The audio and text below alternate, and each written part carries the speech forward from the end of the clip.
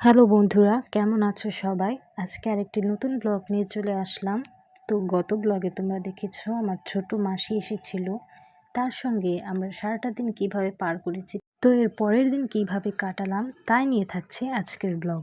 তো প্রতিদিনের মতো সকালে উঠে ব্রেকফাস্ট করে নিলাম। নাস্তার টাইমে এখানে বাবা একটু সিঙ্গারা সমুচা এনেছিল, বলেছিলাম আনতে। তো মা দুপুরবেলা এখানে রান্নার আয়োজন শুরু করে দিয়েছিল। কাঁকরোল ভাজা করছিল আর এখানে মাছের কারির জন্য সবজি টবজি কেটে রেখেছে। ওই দিন আমি আমার ছোটো মার বাড়িতে খেয়েছিলাম, কারণ ওইখানে আমাকে দাওয়াত করা হয়েছিল। তো আমি আর আমার দাদু চলে যাচ্ছিলাম তাদের বাড়িতে। এই তো চলে এসেছি তাদের বাড়িতে। এটা আমার কাকার বাড়ি। তো এসে দেখলাম যে আমার ছোট ভাইটার জ্বর এসেছে। এটা আমার কাকাতো ভাই আইরিশ। আমার আরেকটা ভাই আছে, ও স্কুলে গিয়েছিল, তাই ওর সঙ্গে তখন দেখা হয়নি। তো এখানে আমরা একটু স্ন্যাপ নিয়ে নিচ্ছিলাম।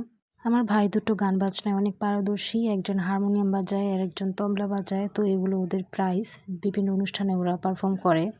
তো এরপর আমরা খাওয়া দাওয়া করে নিলাম। খাবারের মেনুতে ছিল লাল শাক, ছোট মাছ কষা আর গরুর মাংস। তো খাওয়া দাওয়ার পর ছোট মা এখানে আমাদের কিছু ফল কেটে দিল, আমি আর ভাই মিলে তাই খাচ্ছিলাম। তো অনেক বৃষ্টি থাকার কারণে ওখানে বসে কিছুক্ষণ আড্ডা দিলাম। তারপর যাওয়ার পথে আমার এক বড় মার বাড়িতে যাই। তো এখানে গিয়ে বড় মা, মাসি, তারপর আমার বোন ওড়নি, ওদের সাথে অনেক আড্ডা দিচ্ছিলাম আর ওড়নি এগুলো আমাকে দিয়েছে। তারপর বাড়িতে এসে সন্ধ্যার সময় আমার মেজো বোন পৃথা এখানে পাস্তা রান্না করেছিল, তাই খাচ্ছিলাম। এরপর আবার রাতে রুটি বানিয়ে দিলাম মাকে ফ্রোজেন করার জন্য। আজকের ব্লগটি এই পর্যন্তই। সবাই ভালো থাকবেন, বাই।